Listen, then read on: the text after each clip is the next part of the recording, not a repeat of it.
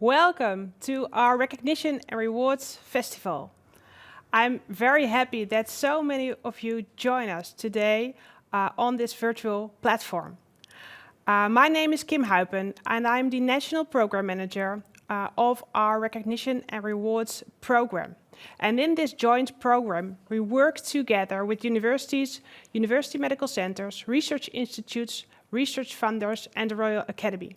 And colleagues from all these different institutions are here together online today. And what we will be doing is we will inspire each other. We will share good practices and we will share dilemmas.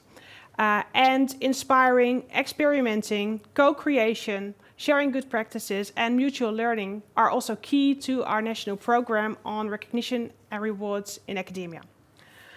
Today we have a plenary program and 17 workshops, and we will discuss opportunities, challenges and dilemmas that we encounter implementing our position paper, Room for Everyone's Talent. And I'm very proud that we've created this program with so many people. The program of today is really developed in co-creation. It will be inspiring, at least I hope it will be inspiring for you, and it was an energizing team effort to develop this program. And altogether, we have more than 80 speakers and moderators today who created this program together. And this was a team effort, and teamwork and team spirit is also one of the main themes of this Recognition and Rewards Festival today. And more than 700 colleagues registered to be here today and to follow at least a part of this program. And of course, those colleagues are mostly people from the Netherlands joining one of the Recognition and Rewards committees. But there are also people from outside the Netherlands. And I'm very happy that so many of our international colleagues will join us today. And the colleagues come from the Association of American Universities until the Zimbabwe Young Academy of Sciences. So I'm very happy to be in such an international community here today. Well, at least online. Because of course it's a pity that we're not able to join each other really in real life and to speak with each other face to face. But I hope that you're in good health and that you'll like this setup and this virtual environment and share your own thoughts, share your ideas, share your concerns on recognition and rewards in academia. And you can do so in the chat of this lobby stream because you're now in the lobby. But you could of course also do so, share your ideas and concerns in the workshops, because we will have 3 rounds of workshops today. But what we also did is we tried to create a virtual environment where you can network and meet each other. So you can start a chat with one of the other attendees. You can even start a video chat. And like on a real networking occasion, you can invite someone else to join that video chat. So please make use of all these possibilities to meet new people and to start new teamwork. And don't forget to share your own expertise. And you can edit your own profile on this platform. You can go to the tile Attendees and then click on your name. And with a small pencil, you can change your profile information according to your wishes. And we really like to encourage you to write something about yourself so others know who you are and can find you and can start a chat conversation with you and ask you questions or share ideas with you. But you can also let yourself be surprised because we have a speed date carousel. And it will be there in all the breaks during the program. And you can go there via the tile program and then click on the speed date carousel and you will be automatically linked to one of your colleagues every 3 minutes. So you're now in the lobby stream. And here the official program will start in a few minutes. And I hope you will be using a computer. and that you're logged in with Internet Browser Chrome. And if you're not, or if you're using a tablet, please switch to a computer and please log in with Internet Browser Chrome, because only with this Internet browser you will be able to join the workshops and you will be able to use all the network possibilities that we've created for you today. And if you didn't make a workshop choice yet, you will be able to do so now or in a few minutes. And you can do that with going to the Program button and there choose a workshop and then mark it as your favorite, and then you will be able to join that workshop. It's possible that some of the workshops are already closed because they're already full. So most of the attendees have had the opportunity to choose a workshop up front. But we made sure that there's a place for everyone in one of the workshops at every of the 3 workshop rounds. And so what we did is we tried to create a real energetic experience, at least as far as that is possible online. And we really like to involve you all in this experience today. So please share your ideas, share your comments, and share your questions. And we really like to hear them. And I would like to mention that we also have some stands on this platform. So you can go to the tile with the stands, and there you will find a lot of good practices. And I would like to highlight one of these stands, and that is the stand about the online community platform. Because in our national program, we develop different occasions to share good practices and to share ideas. And one of the ways we will be doing this is with a virtual platform, an online virtual community. And in the stands you will see a film about the community we're developing. And I hope you will share an idea of a name for this online community. So you can go to the stands, go to this stand of the virtual community, and if you have a great idea for a name of this virtual community, please share it with us.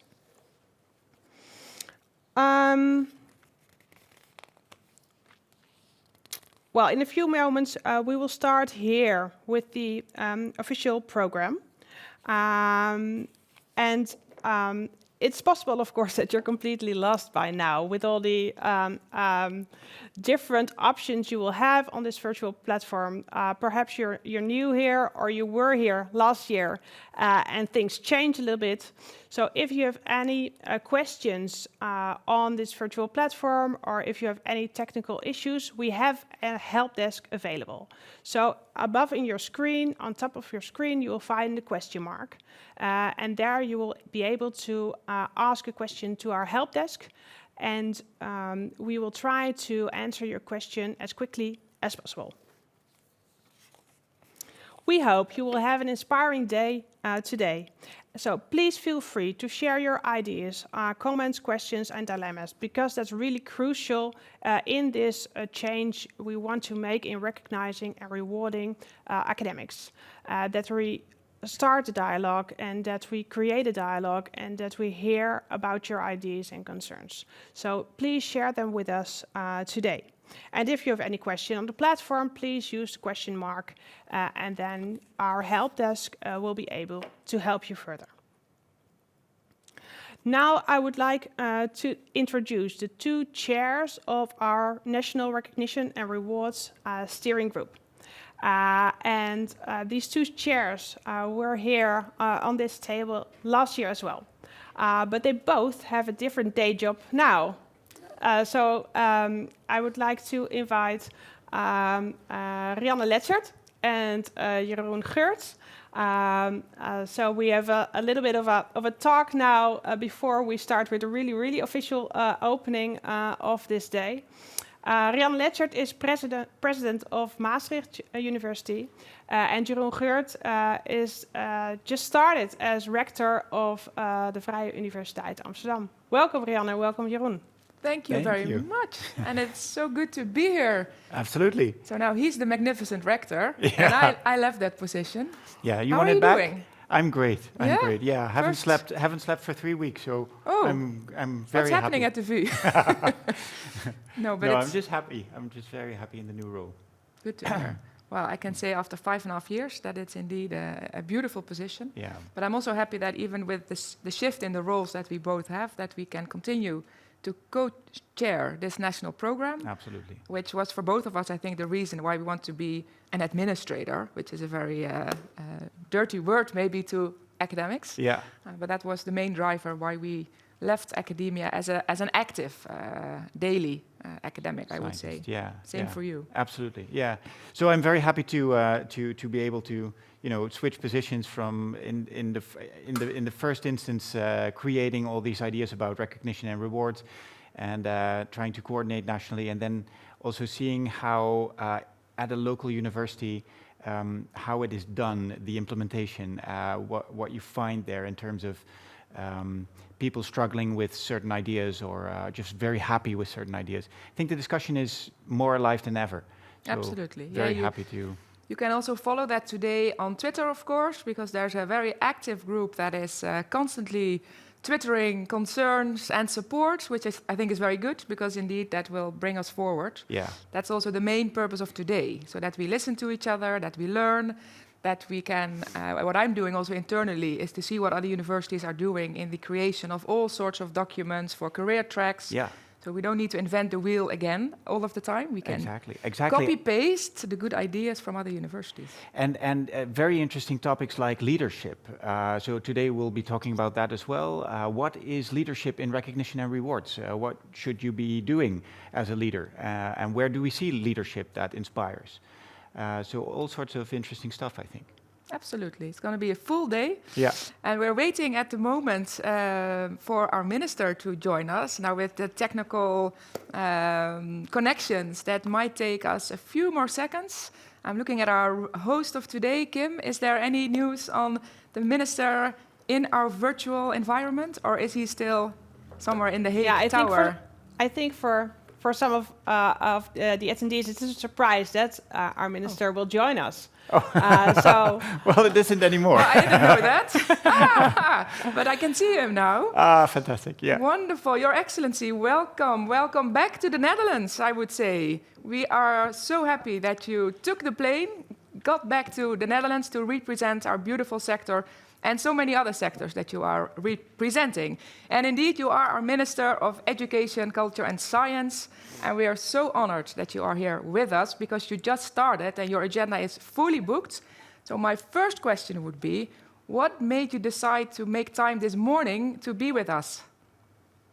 Well, first of all, good morning, Jeroen and Rianne. Wonderful to see you from this new capacity, and I would have loved to be with you this morning, but unfortunately, it's the Council of Ministers, which is the one thing I cannot miss. No, we understand. But it's great to be part of this recognition and rewards day, because I feel it's so important that we have a kind of multi-dimensional view of what it means to be active in academia. I think for a long time, we had a very narrow view of success, our definition of success. I think the various facets of a life in education, of culture, and research have expanded, and I think both of you, of course, have been really in the lead of showing that there are many different tasks and also opportunities, but also different paths for an academic career. And now I think obviously. We want to kind of build a house that has enough room and views to attract a maximum amount of diverse talent. And there's so many different challenges that we are confronted with. We need these kind of new perspectives of what it means to be in academia. And I think I'm very proud actually that the Netherlands is also in the lead of discussion, which is a worldwide discussion. And I think it's very appropriate to our country, which always has been very forward-looking. Fantastic, yeah. So, and we were so happy to see that you immediately made public that you endorse the European movement of recognition and rewards, and are actively contributing to expanding it. So, thanks for that. Another question that we were thinking of is it different for you now that you're Minister of Education and Science versus when you were an active academic yourself? Is it different to think about recognition and rewards from that position? I think it is. I really miss the fact that, in some sense, I had to stop my own academic career. And it's clearly, I have so much, enthusiasm and support for all of what you are doing. But if there's one thing that comes with this position, is that you have a different perspective. You look at, in some sense, the grand total, the collective. And I think actually this is exactly why we need this discussion. There are many, many different paths in academia, but we have to look at the whole.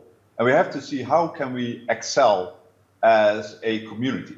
And I think it's a little bit more like looking at the full orchestra than all the different instruments. And then I think actually you do recognize that as a higher education and research community, there are multiple things that society asks from us. Not only to excel in research, obviously do breakthrough research, but also to address great societal challenges, to communicate and engage a wide public, to actually be active within the community, in leadership positions, etc. And I think often a mistake that's made is that people think that every person should be active and tick all these boxes. That actually I don't think is the message from the recognition and reward philosophy. It's that collectively we have to tick all the boxes, but it's totally okay if people kind of specialize, pick their own particular path. And I find this is so important, particular for our younger generation. If you're completely honest, I look back, when I started my research career, and I think in many respects life was much easier. There was less stress, there were more resources, there was less asked from us. And so I think if you look within the generation, it's the younger generation that on the one hand, experiences much more stress, and the other hand, which I find really incredibly encouraging, they want to be kind of multitaskers. They feel that they should also be engaged, and both of you are, by the way, excellent examples of that, do multiple things, not only be active in research, but feel a strong sense of responsibility to the community, be a very effective communicator, engaging people at all levels. So I think it's, it only makes academia richer, but we have to make sure that we aren't putting too much stress on people, particularly our younger generation, and allow them to find their own place in this big house of academia, which I think can be expanded, where there's still many interior walls that can be removed. And that will only benefit, in the end, our system. So it's incredibly important that this discussion is being held. And particularly, I think that the younger generations who are, will have to live in that house for a much longer time and have to own it. Yeah. That they look at the architecture and say, wait a moment, we can do this smarter and more effective. Wow, that is absolutely music to my ears. Absolutely. Rianne, yeah. You probably have another question as well. No, definitely. What you see with the younger generation that you rightly refer to, because that's also the generation for which we need to do this, they are also quite concerned that this would remain a Dutch program and a Dutch culture change, and that their competitiveness to the outside world is under threat by the changes that we are now looking for in the Netherlands. Now, my question to you would be, what can you do in your role as minister to take away that concern and to also move the debate on the international agenda? Well, I think you're right. So it's true that this only makes sense if this is a worldwide effort. And clearly, I often joke that, or not joke, it just remark that globalization really works in academia. Now, we are an international community in the sciences, and so it's very important that we don't only create a little island where these multiple careers are possible, but we spread the news. I think actually, it's a little bit, the flip side of being a front runner is that there are clearly other countries, other systems that are a little bit behind. But I think this is a conversation that's held at multiple institutions. And actually, it's connected to other big themes. It's connected to the theme of diversity and equity and inclusion, about social safety and security. The whole discussion about how do you behave responsible within an academic environment. That is a worldwide discussion where I think actually every country might have a different perspective. One thing that I've always find is one of the strongest points of the Netherlands is that we like to say we are world champion in collaborating. We have wonderful institutions, but actually our national system is even better. I think that's something that the Dutch are often, applauded for, and we see in rankings that our university system basically gets better grades than our individual universities. So I think that's typically something that is a strength of the Dutch system. I think our international connectivity is a strength. So I think we should be proactive and say, well, this is something that we can try to spread around. And I think we can show that there are paradoxes and there are voices who say, well, you can't have both. You can't excel in science and at the same time, be a safe environment. Engage a larger public.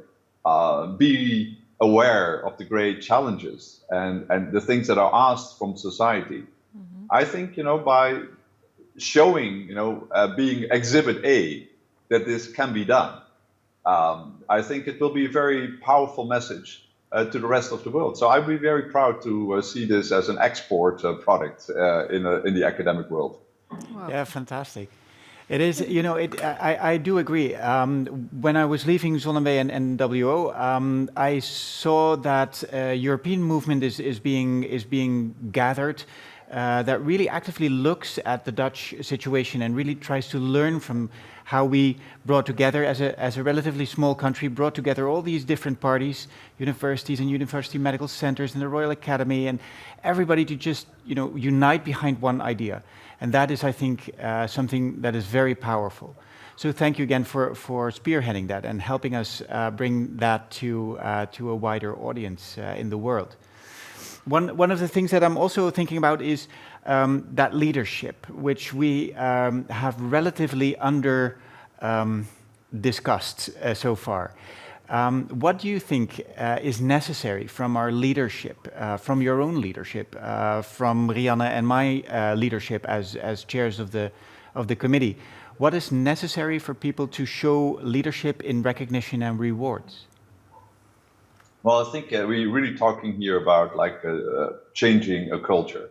Yeah. And we always know that starts at the very top. So first of all, I think as you both do, and you're in your very responsible positions, sharing that message, making sure that it spreads within your own communities. And, have debate about this. I mean, I think it's very important to realize that with all these discussions, it's not that we have a particular endpoint in mind. I think the process of discussing this and engaging people actually already is very helpful. In some sense, that's the most, then some sense the form and the content start to agree. So, because if you can't create an open atmosphere with a lot of room and a very inclusive atmosphere with a strict top-down measurement, that's that's really a contradiction. So I think the process of having these conversations, I think, is an important step of creating the culture. And so having these discussions and making clear also that it's not like one or the other.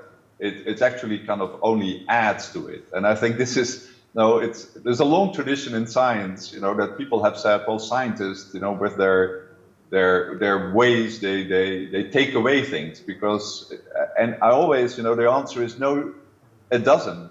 This only adds. It adds to the richness of what it means to be in academia, and I think it's so important. And I know you are doing this, and you have been part of it yourself to engage the younger generation. And I think that also, I would say, is a very important element in the worldwide discussion.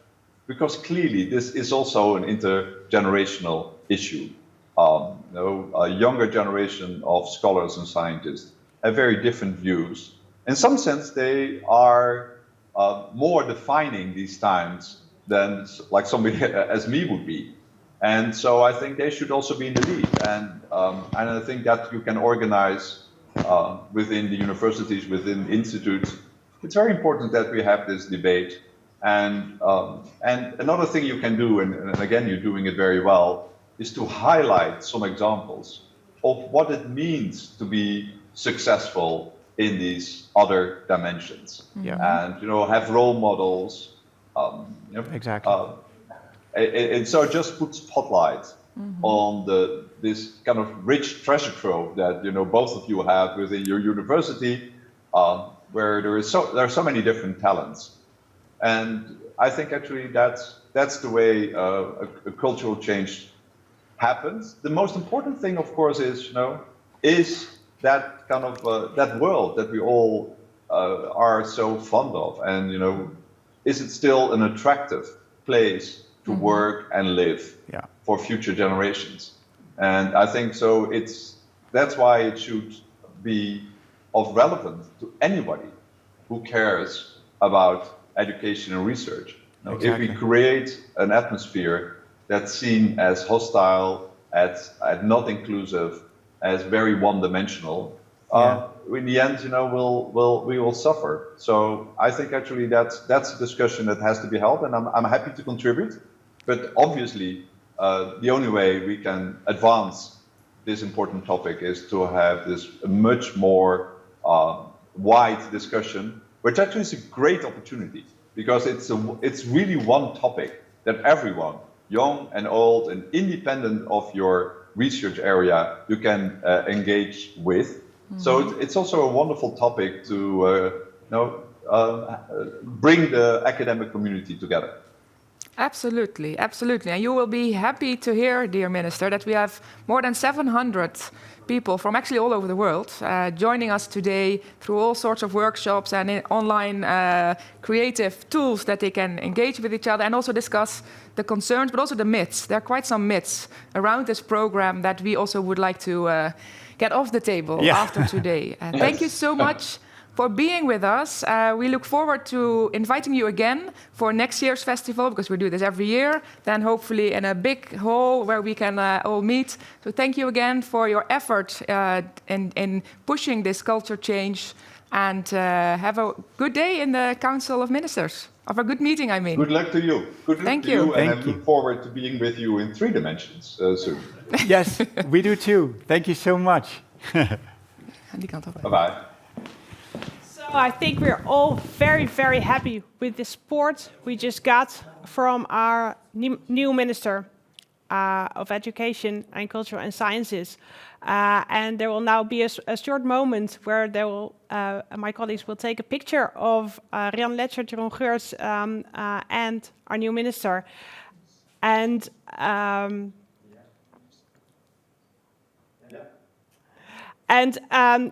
this picture will be shared on social media using our hashtags recognition rewards and the hashtag erkennen waarderen. And I hear that I see and I hear that the picture is now being made. And I really like to encourage you as well to share your experiences and thoughts and questions today also on social media, so we can have this interactive dialogue, not only here on this table in the studio, not only on the virtual platform, but share it with colleagues in the Netherlands, Europe, and beyond. So really happy to hear this House of Talent, so House for all talents in academia, and that's a very nice translation of our position paper, Room for Everyone's Talent. So thank you very much for being here with us. And now you'll be taking a seat over here. All right. Yes. Well done. Thank you. What a fantastic minister we have. Really? We are indeed quite lucky, I must say. Absolutely. With beautiful words and also a real commitment to help us. Good morning, our dear guests at the table and also, of course, in our virtual environment. Let me start by saying also to our followers online that we are sitting here with the steering group, with a representation of the steering group. And that always sounds so serious, huh? But you are all very serious. You represent very important organizations: Marcel Levy, the Dutch Scientific Organization; Ineke Sluiter, the Royal Academy; Marianne Joels is Dean of the University Medical Center in Groningen, and she represents all the medical centers, and our magnificent rector we've already met. You used to represent also the scientific organization, but now you represent the universities of the Netherlands, as I am also in my capacity as president of Maastricht University. Now we're going to have a small discussion with each other because we're going to look back and we're going to look forward on both the successes and the challenges that we still see for recognition and rewards. And I can tell also to the audience is that we have some really also fierce debates amongst ourselves here at the table, which is good. That's what academia is all about. And I would like to start maybe with our newcomer, because you are the newcomer for us a little bit still, eh? Yeah. So you came from the UK, then you got to your position and you thought, recognition and rewards, what are these people doing? Yeah. Or what were you thinking? Well, not totally so, although I do remember that during, when I was invited when I was interviewed for this job, everybody was talking about recognition and rewards, and I think, I have to read something, I think. But also looking back in the UK, this was a discussion that was already started. And I think the big difference is that it is actually everywhere in Europe. So people who say this is a typically Dutch thing, that's not completely true. We will later this afternoon discuss that a little bit more in detail. But the issue is that we are going a little bit faster maybe than others, and that makes people nervous. But that's also good to be fast, because then you can actually determine what's happening and people are looking at you. So I think a lot of progress has been made over the past few years. For me, if you also would ask, well, where do we need to improve? I think that's actually in two things. We need, even better than we do now, to communicate what we really mean, because there's so many fears and people who are nervous and have misunderstandings, and we really need to make clear to all of them what we want to achieve by this, and that it should not be a threat to existing scientists who are now successful, but it's actually an opportunity for the wider scientific community, and our minister said exactly the same. And the other thing is, how do we translate these ideas and these discussions that we have into concrete actions? And that will also give people a little bit of reassurance if they see what the concrete actions are, that, okay, this is not a threat, this is something where we can actually improve our system as a whole. Yeah, there is still some impatience with a large part of the community that it should become more visible and indeed concrete. Ineke, for you as president of the Royal Academy, you represent a large part of academia. And I know, I've witnessed several of the tough discussions that you've had within your own community. Could you explain to us what the main dilemma is within those discussions? Yeah, sure, I'm happy to do that. And actually, I think it's very good, Rianne, that you set out at the beginning that even within this steering group, we have the fierce and courageous discussions. Because if you want to do something like this, you have to be aware of all aspects and consequences. Well, the community of the Royal Netherlands Academy actually also includes groups like the Young Academy. So even within the Academy, there are very different views, because on the whole, I think there's a lot of support for ways of thinking about solving the structural problems in academia that we have in the Netherlands. The minister said it. They exist abroad. They include things like equity and fairness and diversity and inclusion, all those things. Work pressure everywhere. There's a shortage of money. We are not going to fix that with this program, but we need to acknowledge it. But there's also a large constituency in the academy who are concerned about research, pure research, the kind of research that we're really good at, that has brought the members of the academy to the positions where they are now. And I find that very understandable, and it is incredibly important that we are clear about the fact that we probably started with all those other aspects that weren't so central, maybe the teaching and the leadership and the teamwork. But that this is also about research, and that, of course, we would be insane if we gave up our ambitions of producing top-notch, internationally recognized research. The question is, how do you best achieve that goal? But that's the biggest myth, isn't it? I think that's one that of the is myths probably, that recognition and rewards would make us a marginalized country where research is something for the average. That's no one wants that. No one wants that. No one wants Absolutely that. not. Exactly. Yeah. Absolutely not. That is indeed. I hope that after today we'll be able to get that myth really off the table, because that really hampers also the open discussion that we need to have to move forward. I absolutely agree with that. And the misunderstanding may be that this is coming instead of what we had. Yeah. And it's not coming instead of what we had. We will keep what we had, but we are actually broaden it a little bit. Exactly. And make it a little bit more diverse and a little bit more accessible also for people who are not in the current system, extremely successful. And that's something else as replacing it by something. Yeah, it's a theory of inclusivity and not of exclusion. Yeah, and maybe also some tough discussion still on how we will measure then quality in the research domain, and what kind of metrics will we or will we not use. And I think there also today we have some interesting workshops to see where we can improve with still the same goal of providing excellent research. Well, this is our ideal, and we have to recognize the problems of implementing those and some of the concerns that are being put on the table. Yeah, I find realistic. We have to deal with them. We have to confront them. But it's very important that the academic community realize that, at least in this steering group, we know of those dilemmas, and we're willing to think about them head on. Yeah. Well, Absolutely. to me, the new element of recognition and reward, let's say the remaining element is striving for excellence. I think we all share that. But the new element is to do it in better balance. Yeah. A better balance between your work and your private life, but also a better balance between the various qualities and competences that are necessary to get that optimal achievement. So not only the wonderful and top-notch research, but also those that teach and give the skills to the next generation. And people that, after the first discovery, bring it with entrepreneurship to the user, to the end user, the leaders that really believe in this. And I think most importantly, to have respect for all these qualities of each other. Yeah. And I think the minister really emphasized it very correctly.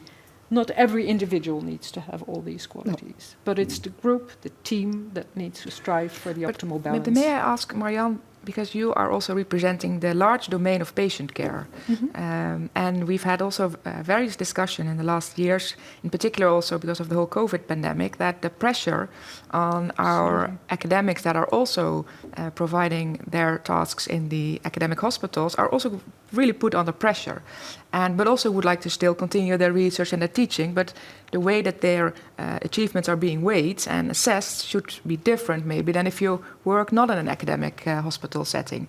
What is for you the biggest challenge in really implementing the philosophy of recognition and reward within the academic medical centers? I think it's basically no different from universities because the problems are the same. It's a matter of, again, as I said, balance. Clarity of what your tasks are. You cannot achieve 200% of your tasks in 100% of the time. You need to get time to do things and to be clear as a group leader or as a group as a whole who is taking care of what. And indeed, in academic medical centers, you also have the patient care. And I think in many medical specialties, it's about 70% of the time that you're doing patient care. So I have great admiration for those people that really achieve a lot in those other 30%. But we should not take for granted that they work for 200%. So indeed this element of clarity, what your tasks are and how as a group you take care of the entire achievement, that's a very necessary discussion. But then people also ask, but what does that mean for my promotion? Well, Because can I take that opportunity? Yeah, because please, I and then fully I go agree to with you, that. Jeroen. To clarify a little bit something about recognition and rewards. So it is totally true that a university as an employer or as a place where people work, look at the entirety of research, education, patient care, leadership, etc. But as NWO, and maybe as the academy, but Ineke can speak for herself, we are looking at research. And if we are going to judge an application for research, we look only at research. We're not looking at education, we're not looking at patient care and all these other things. We are plainly just looking at research. So recognition and rewards for research is just a part of a broader picture of recognition and rewards for universities. But if I limit myself now to research, we also think we need to have a broader view than just counting publications, which we did in the past, and that was it. No, we also want to look at the quality of the publications. What does it contribute to a field? Is there a connection to open science? What have you done to communicate your science findings? Are you working together with others? These things are also important, and that is recognition and rewards for research, and that is slightly different than recognition and rewards for universities or academic institutions. And people need to understand that, because now they're afraid that, oh, I apply for a talent scholarship at NWO, and suddenly my teaching is important. It is not. But what is important, Marcel, is that if you work also as a medical specialist and you do 70% medical care, and you don't have the 100 publications, but you have maybe less, but they're of top quality, that now you would also have a chance at NWO to get a grant. Yeah. I fully because agree. That's, I think, what people would like to hear as well, that it's not the quantity, it's indeed the contribution. We look at the quality, and there are still discussions on how we will do that then in combination also with the quantitative assessments, but to relieve the pressure on those that have so many other tasks, but still be able to do partly research with also funding from NWO. Is that something you would say yes to? That would have that effect? You always have to take into account not only what people have achieved in terms of their research, but also in how much time. And if they have done so in only 20% of their working time because they had other things to do, that also counts. But we're still looking only at exactly. research. No, I think that's a very good clarification, because otherwise not so much would change for those people that are very supportive of this movement. But I actually think that even now, before the full implementation, when you're applying with NWO, you have to say how many months of research time you've had. Yeah. So you do this calculation. That's not new.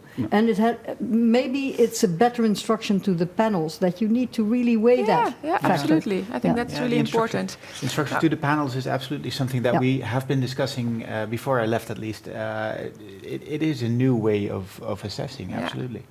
Now, Jeroen, you got to your new chair. You're wearing the chain. Yeah, it's very heavy. It's very heavy, I know.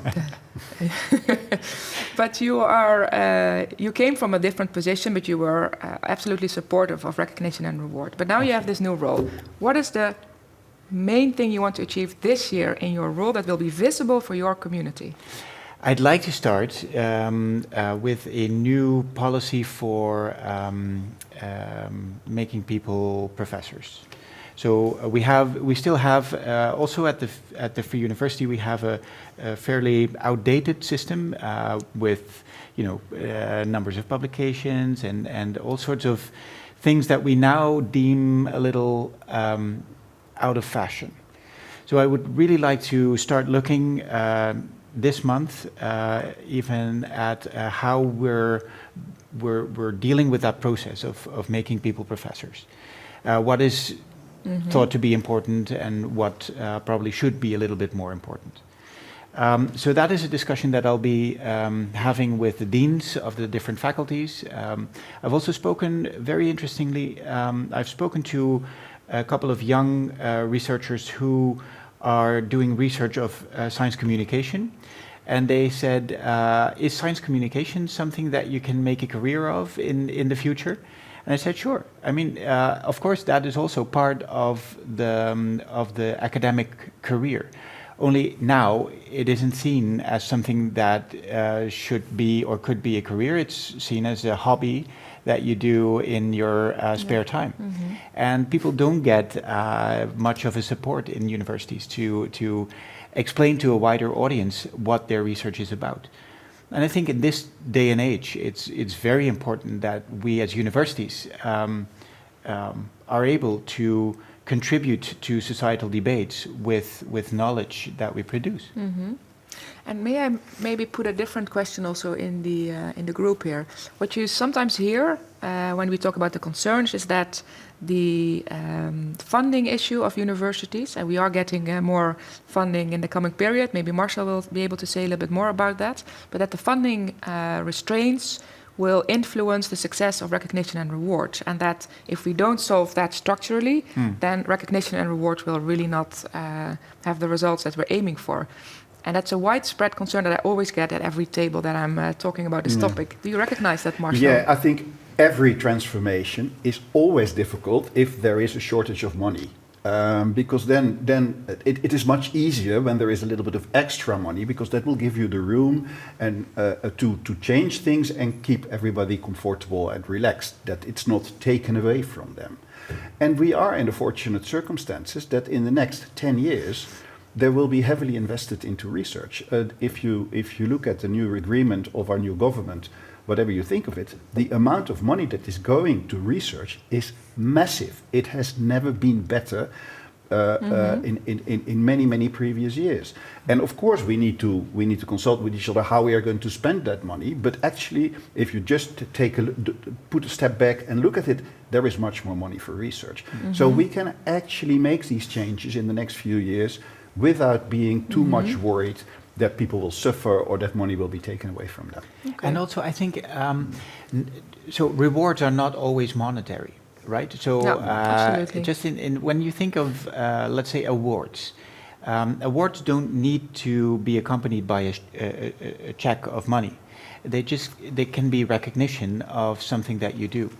So I think the monetary discussion is relevant, but it's not the only thing that we should be thinking about. No, but what you hear is that, of course, people would like to hear, is it possible to make promotions? For instance, when I'm excellent in education, I still do research, but it's not my main focus. It's more education. Will that create new positions to the higher scales? And will we have funding for that then? Right. And it really depends also sometimes of the department that you're in, because some departments have quite a lot of funding or reserves, and some don't. So will that mean that if you are at the wrong department, that recognition and reward will not apply to you? Yeah. And I think that is a concern that we have to take serious. And this is, Ineke. I think, also typically something that you want to discuss at the level of the different institutions. Yeah. We don't have to do a one-size-fits-all model. That would be unwise. Yeah. I think the measures that you take need to be related to the strategic goals of the institution. What do you want to achieve, even within the institution? What does this faculty, this research institute want to achieve? Which goals does it set for itself? How do you achieve those goals best? And then what is needed in terms of this culture change? So you have to start the right way around, as it were, and that will also give you the support of the group, because they want to achieve their own goals and will help to think about how best to achieve that. And I think a lot of the reward indeed comes from feeling that what you're doing, that you're respected for that, and also a general culture that the let's say the stairway to becoming a professor is not the only way to get a good career. Exactly. So you can also, like in an academic medical center, you can also think of clinical leadership. Be a champion in safety, for instance, in a hospital, or educational leadership. And that can be different pathways and different instruments to help people move forward in their career. But it's mostly a culture change. Because if at the end of the day, only the number of publications or the journals in which you publish is what is counted, then that's where people will go. We've had that monoculture for many years, and it's given some good things, but we have to realize that it also comes with bad sides. Absolutely. Just from my own institution, the biggest discussion at the moment that we're having is not so much the different groups that we've been discussing this morning, but it's the group of the teaching staff that don't have a PhD, but are really very valuable to our university. I don't have to explain that. And we haven't really taken that group into account also in our position paper, because we start from the level of the PhD, that you have the PhD. But what if you're not interested in doing the PhD, but you're a really great teacher? And I think that's a topic we should, that's maybe not for the KNW and for NWO, a group that is your core focus, but for us as universities, I think we have a blind spot there. But we should have... I think some universities may be so attached to the entwinement of teaching and research that they are not automatically in favor of not having the teaching be informed by active research. Yeah. So, different universities may react differently to this, but this is one of the dilemmas that need to be confronted and discussed. And we do have some experience with that, because we indeed noticed this group. It's not a very large group. No. But so we started something that's called educational leadership, and it's actually instruments, time for people to develop themselves, not directly in research, but be inspired, go abroad, see teaching systems there, export their own ideas, and these people are so valuable. Absolutely. Yeah, I think that's a group we should not forget. And some of that teaching staff probably teaches skills rather than like very concrete skills. Well, they are game changers in teaching. Yeah, absolutely. And we need them, especially in this whole digital era. We need that staff, that group of staff enormously. Yeah. Dear colleagues, we already have to end this discussion, but there will be many more moments today that we are going to reconnect on the topics that we've just touched upon. I hope you all will have a wonderful day. We turn now to Kim, who will give you the introduction to the next topic. And I'll see you later at another moment. Thank you very much. Thank you very much. And I have actually one question from the audience. So there's a question from the chat, and I thought that's an important question. So I would like to hear your thoughts about this. So Arnoud Lagendijk says in the chat, recognition and rewards should start with overcoming bullying, hypercompetition, and universities' anxieties for their reputation and protecting their stars, rather than festivalizing career diversity. And I think because we say we're really open to your concerns, and if there's a comment on this festival setting, I think it's important to... Ineke really wants to jump in. Yes, I would like to say something about this precisely because I started my first remark by saying, look, we know there are things wrong with the university system. That's an international diagnosis. It has to do with diversity, equity, inclusion, safety, the way you create a work atmosphere that will produce the best research. So don't think this is not on the table. It is, very emphatically. That doesn't mean we don't have to energize our community. And so I think it's very good to take stock once a year, that's what we've been doing, by bringing together where we're standing at the moment, and that's what this festival is for today. Yeah. And I think the minister actually addressed this also. It's important that the leadership takes a stand, but it's equally important that it's taken over by every layer below it, because if one of those people says, well, let them talk, I don't care, here we have these rules, then everything below will suffer. Yeah, absolutely. Yeah, absolutely. Kim, back to you. Yeah, would you like another question from the chat? Questions.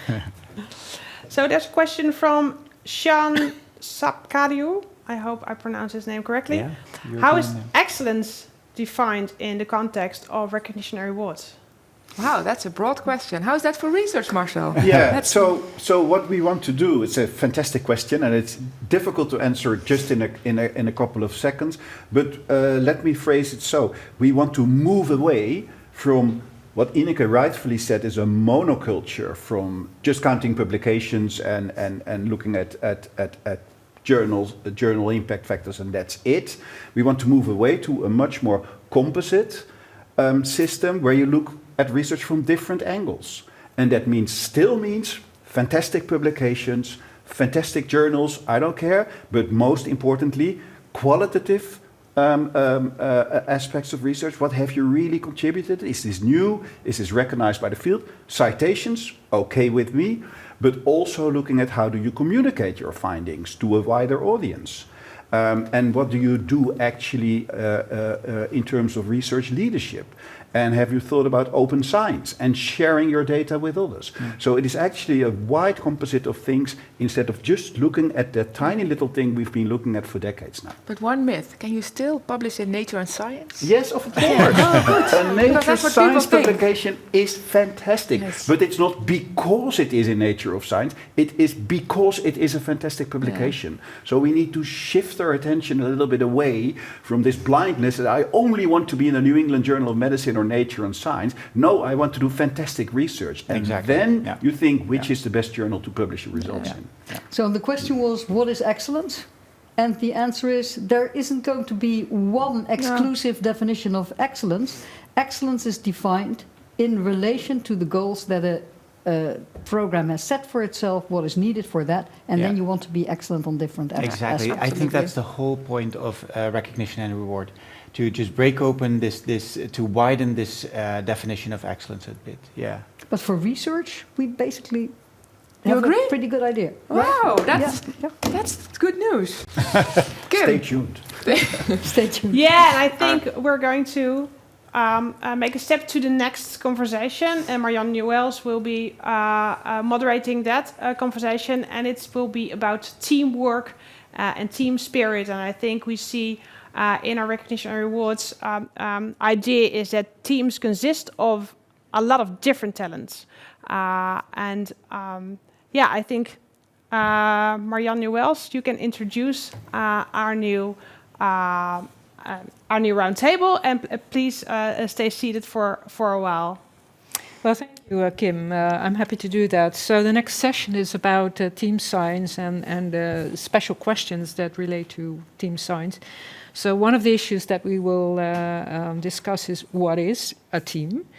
But also related to one of the questions that I think came up during the discussion already, how do you measure the quality of a team versus the quality of an individual? Because our current system is actually still evaluating individuals very much. So this is a very timely topic that we are going to discuss with a number of people. In the panel will be Tanja Bonner-Roek, who works at the University of Twente, I think.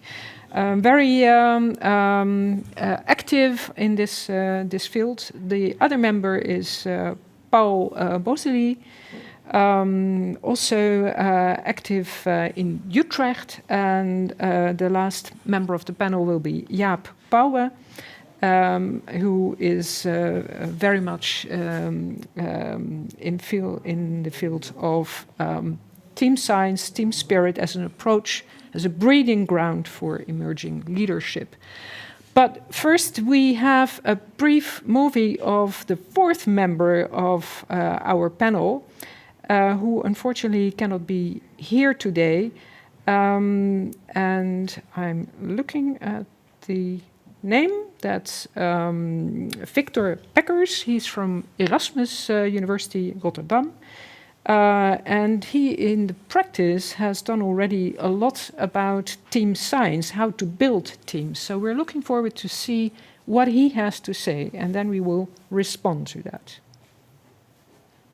Within the Erasmus School of Social and Behavioral Sciences, we will start this year with the introduction of a more team-based approach in the school. There are two reasons why we want to make this change. The first reason is that the introduction of these teams can be seen as a next step in a sequence in which we, in an earlier phase, already have introduced more differentiated profiles and career paths. And now, with the creation of teams, we want to bring together these different profiles, but also bring together the strengths, the different strengths and qualities of people, and show that a team is more than the sum of its constituting parts. The second reason is that within the school and with the introduction of these teams, we want to organize small into large. We know from our staff that there is a desire to have more autonomy, to organize things closer to the workshop floor level, and also to address a number of perverse effects of an individualistic culture. And in doing so, we hope to decentralize the school in a new way. The following question is, what is a team? A team is a group of people with different profiles, but also with different strengths and qualities that, under the supervision of a team lead, collaborate on achieving a common, a shared task assignment. A task assignment which is also robust. This is very important, and I will address this later on. The next question is, what are relevant conditions for the functioning of teams? The first condition refers to the size of a team. A team should not be too small or too large. And the recommendable size, we know from research, is between 12 and 18 FTE, and we do not take PhDs and postdocs in this size into consideration. The following condition is that teams should have a robust task assignment. The robustness of this task assignment is very important because it helps to allocate different tasks among different people, and also to address the different results that have to be accomplished. In order to achieve this task assignment, it is important that results are formulated in a team plan. A team plan which takes some years and that will be evaluated each year. And in the team plan, we address results and issues that refer to education, research, social impact, management, as well as innovation and entrepreneurship. Another issue refers to the fact that people should not be locked into a theme. It's very important that people also collaborate across the boundaries of a team. But we also know from literature that it's very important that people have one team as a kind of home base, because that also gives stability and also creates social cohesion. Well, this was a very interesting contribution by Victor Peckers. I think he actually addressed two important issues. One is, what is a team? And the other thing is, how should you evaluate a team? So maybe, Tanja, I can start with you to reflect on this contribution of Victor, and maybe starting with the issue, do you have experience with the formation of teams, and what, in your view, is a good team size? Thank you very much. Tanja Bondaruk, I'm from the University of Twente, co-chairing our committee on recognition and rewards together with Jennifer Herrick. Well, I must say, thank you, Victor, very much for this contribution. And of course, I share his ideas. But I would like also to add something. Yes, I do have experience with team building. And I must say, in our university, we have started with a strategy. The strategy in Twente is called Shaping 2030. It is oriented towards 2030. And the implementation groups, and one of them is shaping individuals and teams. Mm-hmm. So actually it is deeply rooted in our strategy there where it all started. So we want to build team science because science is about teamwork. For me, the main characteristic of a team is to have a shared goal. Whether these are 2, 3, 5 or 10 persons, as Victor said, it's another question. But let me start like this. Okay. Well, maybe Paul, adding on this, if you build teams that are related to a certain task, I can imagine that depending on the task, you have different compositions. So how would do you have experience with that? How would you deal with that? Yeah, what I like a lot about the Erasmus approach are actually two aspects. The autonomy part, that you really look at the autonomy of the professionals in relationship to teamwork. And the other thing is the different profiles, and you're referring to that as well. So in an ideal setting, the team is a composition of people with different profiles, where the starting point is the collective, as Tanya is saying, and it's exactly also what we're trying to do at Utrecht University, that the collective is the starting point, the strategy, the context, the choices you're making, the ambitions as a group that you have, as a team or as a department, and then define what kind of profiles, tasks, like Victor Peckers is talking about, you require to deliver the full ambitions of the collective. Now, and that raises all kind of challenges in terms of the composition of a team, but we might talk about that. What I was referring to is not so much the composition and the diversity within the team, but let's say you have a team that's geared to a certain subject related to a university task. But some of these people in the team also have an entrepreneur goal that's only partly related to that first one, and they collaborate with other people. So they're also a member of other teams. So how do you deal with that then? That's a good question. I think in our context, often most of us are part of multiple teams. So a sort of home basis is kind of would be nice, and often I think for a lot of people that is the disciplinary home basis. You're in Dutch we could call it a leerstoelgroep or something like that. That's where your home is in a way. But at the same time, you can be part of multiple teams. We are part of multiple teams, and we contribute to that. Now, to incorporate that in our model, this is going to be one of the challenges, and there are places where we already adopt that in practice. We do so. So the home basis, where you can find your own professional identity, your own expertise, your own discipline, that makes sense, but there are multiple teams, and you're part of multiple teams, and that's actually quite fun. It's a challenge, but it can also be fun, because it could be part of a source of inspiration. Yeah.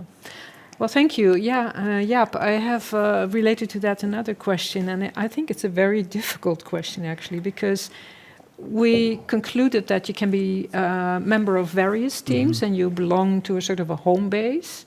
The home base usually determines the flow of money within a university or whatever institution you're talking about. But then the teams have their various needs and will also require this money. So how can we organize that so that everyone is happy? Yeah, I'm glad that you announced it as a complicated question to talk about the allocation of money. But I think that, just like Paul said, that you are a member of different teams. They have different budgets, different allocation systems. And I think it's important to assess whether we spend our money well. So you need tools to evaluate the output, the effort of a team. And then I think it's important to look both at the quality of the team in terms of process, in terms of supporting each other, in terms of helping each other, and at the same time also looking at the outcomes of a team in terms of performance. Do they deliver what they are supposed to do based on the objective of the team? And I myself, I'm working in many teams. And just like Paul said, it can also be a lot of fun. I'm missing in the whole talk of Victor the importance of humor. And then that it can be related to leadership. The leader is very responsible for the atmosphere within a team. And he or she can stimulate a lot to make sure that the people in a team feel safe. And that they also feel that they are being supported by the university, by the department or by the school. And then, of course, having enough funding for the work of a team is very important, because that's the most visible sign of being supported by your department, school or university. Let me raise an issue that maybe some of you recognize, and I'm very interested to hear your opinion. Very often what I see happening is that the group is very enthusiastic about a certain topic, they form a team, and they also want to be a center, and they want to have a logo and identity. Yes. So how do you deal with that? Because you end up with hundreds of such groups. Jaap started, I would say identity is very important. Yeah. It is also related to the feeling of a home-based team, as Paul said. And I think it is really very important feeling to have identified yourself in a certain team. And logos or other ways of communicating is a second issue for me. The first is creation of the psychological safety, psychological identity, and whether we need a logo, we can discuss it. There is no strategy one size fits all, and well, I would prefer that the logo of a team still fits the logo of a bigger department, of a faculty, school, or a university, because we work for a university, so I would still prefer that it is in the university. So do you see teams as something that's more fluid, that it starts to develop and can be dissolved when there's no longer a need for it? Some teams are really kind of permanent because they relate to your home base, to your discipline. But for the rest, I think teams should be temporary because otherwise they go on forever, and there needs to be a certain output, there needs to be a goal achieved, and then you can simply dissolve the team. And I think the conditions also in terms of leadership are different for permanent teams and so-called temporary teams. Yeah. And this is also, I think, where the dynamics pop in. And so the recognition and rewards builds on notion of diversification and then dynamic career paths. And here you can link that to the dynamic components Jaap is talking about and the identity Tanja is talking about, that some of the teams are your home bases, that's where you find your security, your discipline.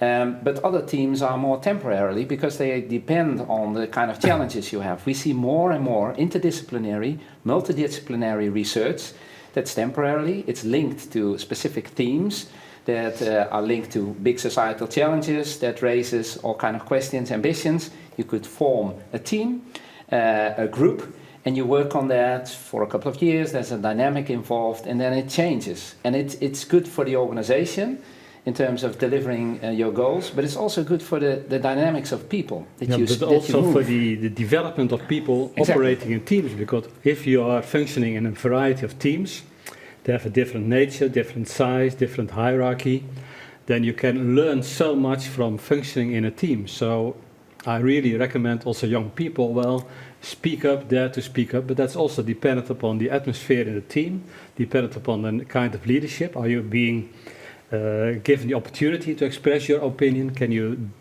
deviate from the common opinion? Is it allowed to make mistakes? All very important for learning. And is also the team able to reflect on their way of working? To the leader. Maybe add to this, Jaap, thank you. Saying about it's very important about the atmosphere in the team, very important. That let me again refer to the position paper, room for everyone's talent. You can also interpret it another way around, that a leadership in the team should be able to give this room for every talent. That's maybe a good point to shift to a second issue, and the second issue actually that Victor brought up. Leadership. So I'm trying to provocate you a little bit. Thank you. But do you think that within a team everyone has the same contribution? So I'm referring to my old promoter who said in a football team, there is one Johan Cruyff. And there are people that have different positions. How do you view that? If you take one member of that team out, does that always have the same consequence? Is everyone as important in a team? Yeah, of course, people differ in the qualities and what they bring to a group in terms of contribution. And some people can more easily be replaced than other people. That's totally true. But it's also very much dependent upon the leader of a group to cultivate and to enable the growing of the different talents within a team. I think that's very important. So a team is not only about contributing to a specific task or task domain, it's also about allowing people to develop and to grow in a team.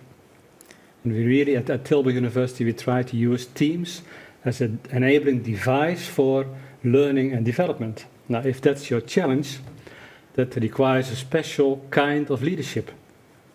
And I think especially in the spirit of recognition and rewards, we can embrace the diversity. And this is again back to the leadership in teams. If we speak of academic business, let's say business and academia, it's teaching, research, valorization, entrepreneurial activities. These are basic activities, but also academic citizenship, behavior, committee work. And I would say a good, well-performing team is a team that has all talents, but at the individual level, every member of the team can excel in different domains, but together will be a great team. Well, that sort of brings me to something I think, Paul, you already said it between the lines. How do you judge the quality of a team, the achievements of a team? How do you do that in Utrecht?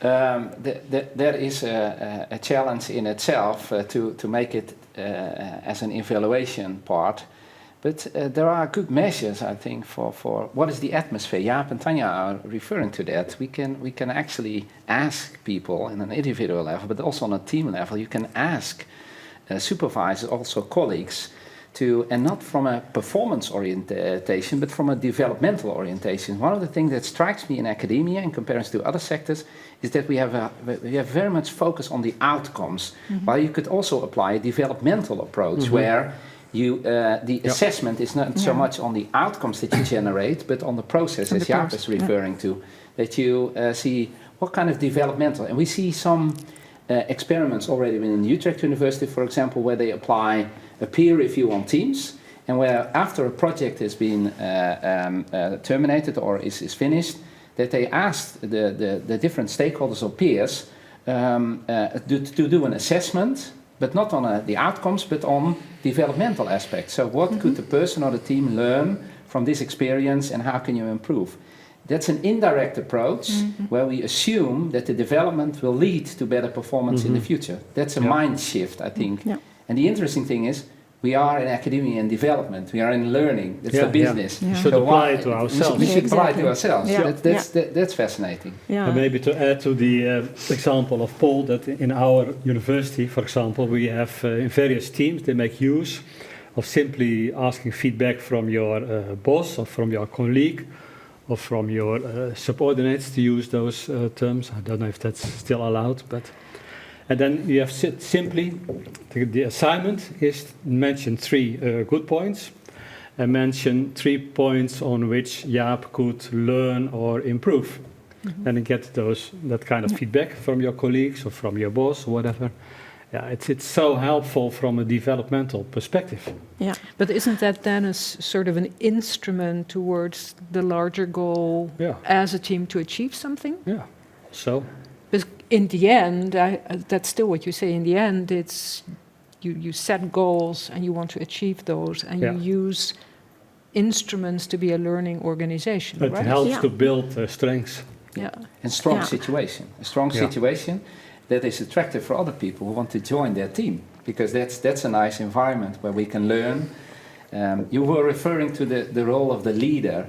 And that is something I think we have to develop in recognition and rewards in terms of the symbolic inequality in the hierarchy that's still typical for an academic environment. So that should be also into the debate and the discussion to discuss the symbolic inequality, for example, between different positions and the privileges linked to these positions. If you're an assistant professor, associate professor, full professor, there's still a lot of privileges linked to these hierarchical positions. Maybe we can open that discussion, and there's room for that leads to more equality, and also it could be the basis for a more stronger team atmosphere if you build the teams. So there can still be a difference between seniorities, but less symbolic inequality. Yeah. I would add to this, in Twente we have just finalized the research, what we called following teams. And we did a shadow research on 2 teams, well-performing teams, but very different. Actually, the next workshop will be about this topic. And what we saw, exactly this issue, healthy hierarchy, as one of the criteria of well-performing teams, and then sharing goals. What do you mean by healthy hierarchy? Less autocratic approach, less more equal approach. It's, I think, something we touched earlier, that sort of an open atmosphere where everyone wants to learn and improve himself or herself. That every voice is being heard. No matter where you are in a hierarchy, you can always learn to But you better can also imagine perform. that within a more or less self-managing team, that everybody is a leader and everybody is also a follower, but then on different aspects of the work or the goal to be achieved. Yeah. So that also implies that the formally appointed leader should help others to take charge, to take ownership of the challenge of the team.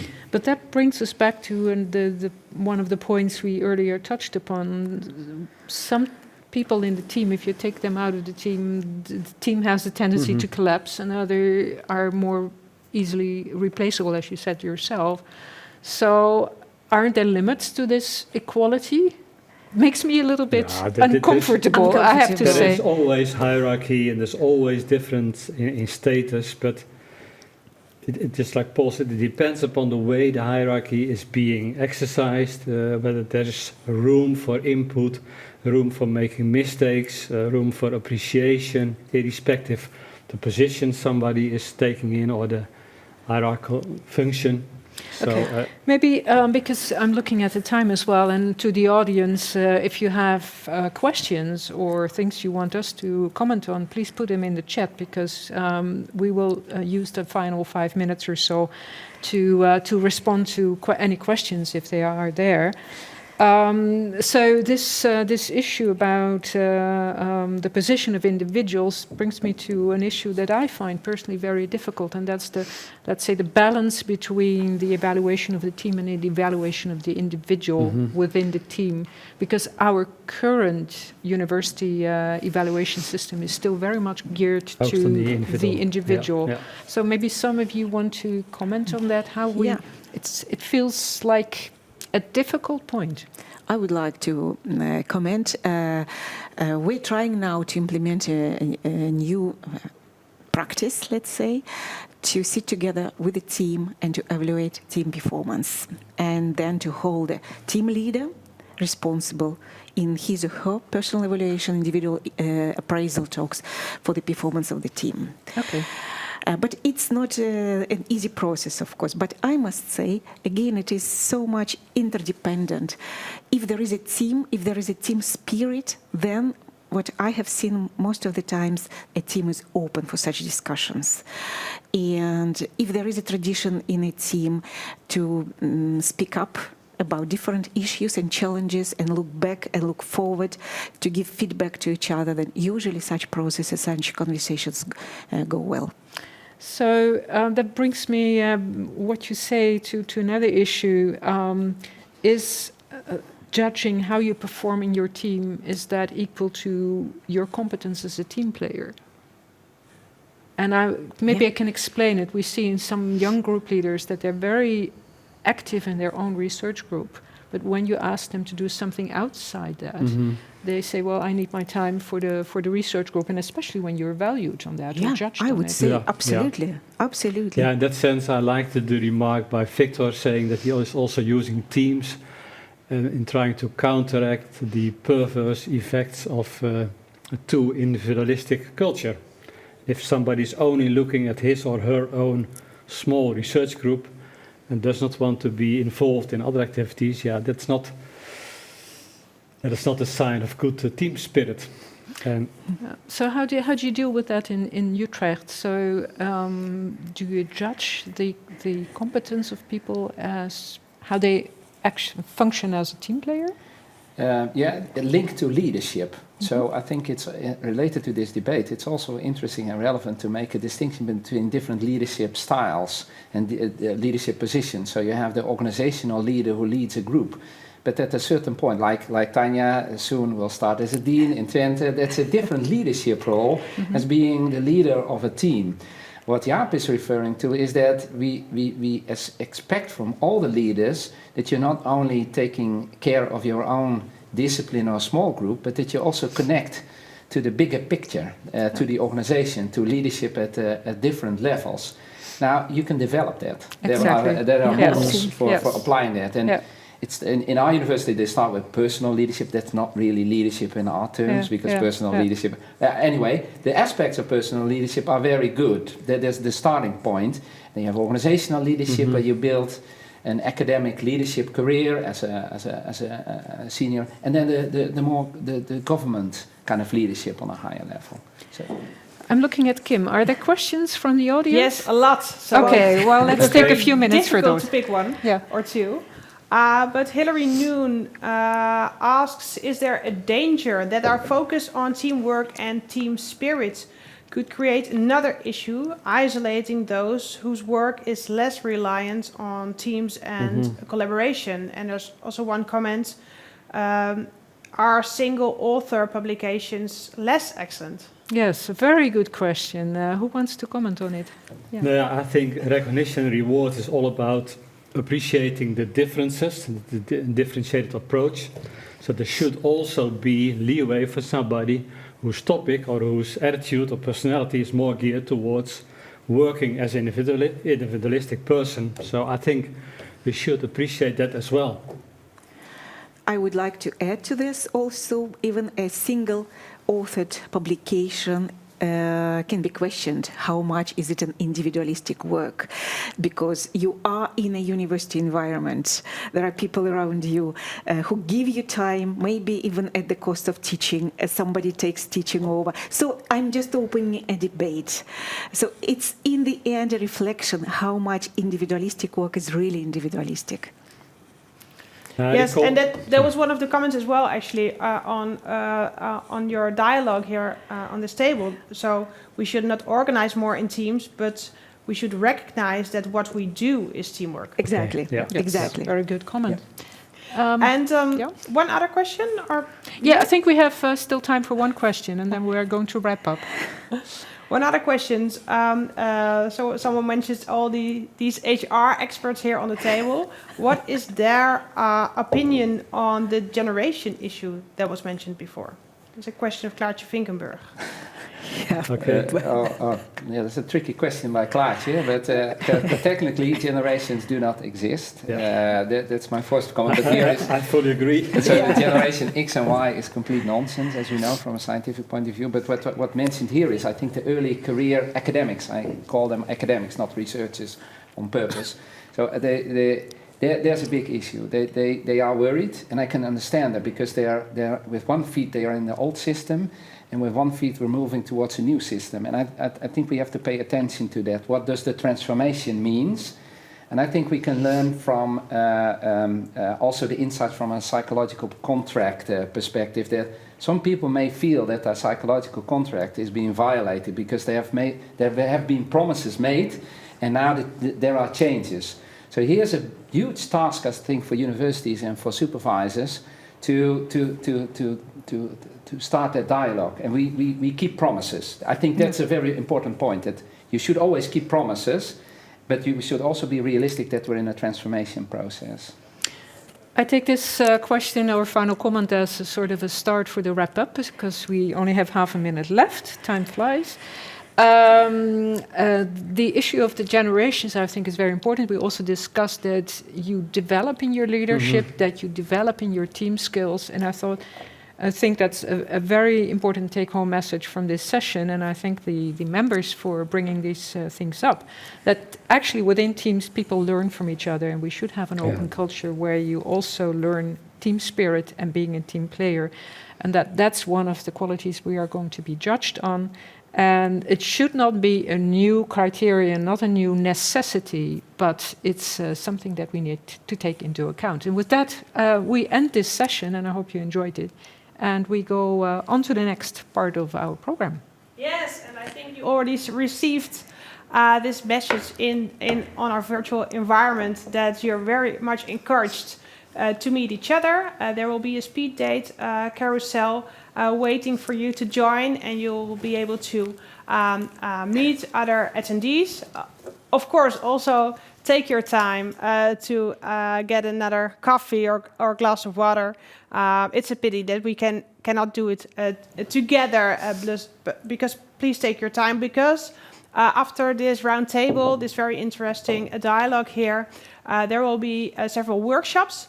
And all of the members on the table will be leading one of the workshops. So you might see Paul Bosley, Tanja Bondaruk, Jaap Pauwel, or Victor Peckers in one of the workshops where they will elaborate on this dialogue on teamwork and team science. But there are also two other workshops in a few moments, and they will be about this aspect of teamwork outside of academia. And there's one, I think it's a workshop on open science. I think a lot of you signed up for this workshop, and it will be about rewarding open science, team science, and collaborative approaches. So take a short moment of time, and then I hope we see you back in one of these workshops. Thank you very much.